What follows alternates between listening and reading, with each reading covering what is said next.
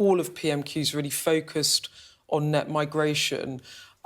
There are a couple of lines of attack in there from Labour. The first one was about broken promises, about a government that promised in 2019 to bring down overall net migration numbers. It was at 226,000 back then. It was at 500,000 in the year to June 2021, and we expect it tomorrow to go from anything between 650,000 up to 1 million. So there was an easy attack line really there on broken promises.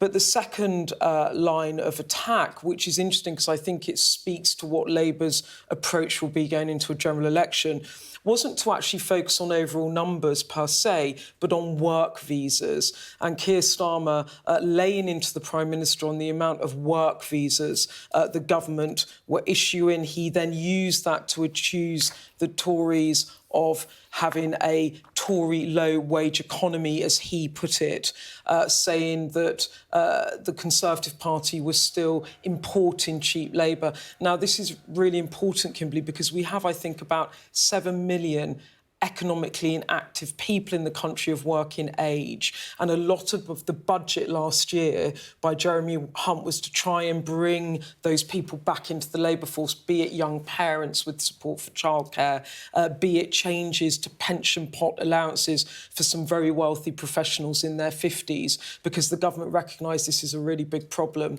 And I think what you can see in how Keir Starmer was arguing that in PMQs is that what he will develop is a policy, I imagine, around driving up wages in order to bring net migration down by encouraging people back into the workforce by a fairer deal. I imagine that's what he would say.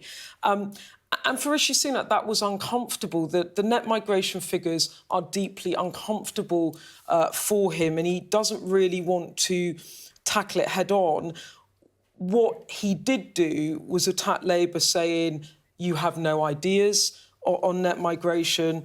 And he also attacked Keir Starmer for still wanting freedom of movement. Now, that's actually inaccurate. Keir Starmer has made it very clear that he does not want a return to freedom of movement and has ruled out elements of changing the post-Brexit trading deal with the European Union in order to avoid that. So in that, the Prime Minister quoting maybe historic things that Keir Starmer had said rather than current policy. The one glimmer of hope or light that the Prime Minister had in that Prime Minister's questions were those IMF upgrades. So the International Monetary Fund upgrading forecasts for the UK economy this week. And when he was in a tight spot, he went back to that. And, of course, when it comes to his 5-point plan, stopping illegal migration via small boats, clearly one of them, but two others are on growing the economy and halving inflation. And on growing the economy, he at least had something positive to put back on the table there when attacked by Keir Starmer.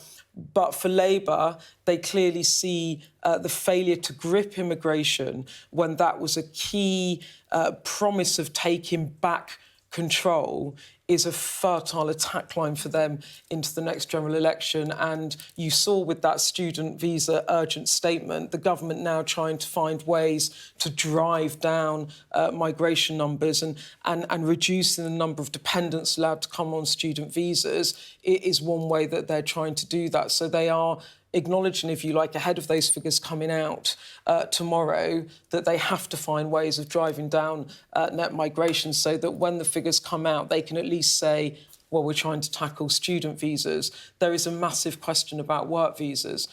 And the issue is for Jeremy Hunt, the Chancellor, he needs to grow the economy, so he will put potentially more sectors onto special visa schemes in order to do that. So there's an inherent tension in government and in cabinet over it too. OK, Beth, fantastic. Thank you so much.